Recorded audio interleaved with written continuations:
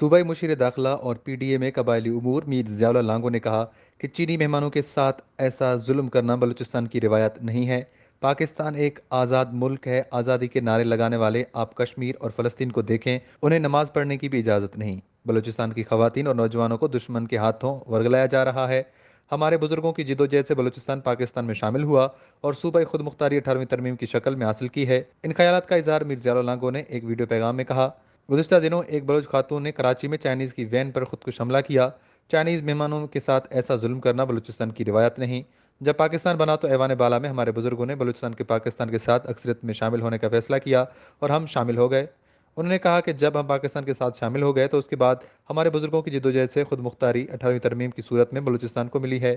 الحمدللہ بلوچستان سمیت دیگر چاروں صوبے اپنے فیصلے میں بااختیار ہیں۔ آج بھی بلوچستان میں ترقی اور خوشحالی کے لیے کھربوں روپے کے منصوبے جاری ہیں، جن کے ثمرات بلوچستان کے عوام پر اثر انداز ہوں گے۔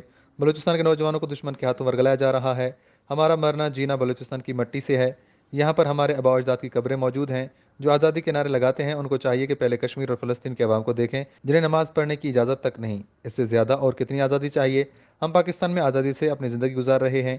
میں اپیل کرتا ہوں کہ پیارے پاکستان کے ساتھ ظلم نہ کریں۔ چائنیز ہمارے ہمدرد اور مہمان ہیں، ان کے ساتھ اس طرح کا ظلم کرنا بلوچستان کی روایت میں نہیں ہے۔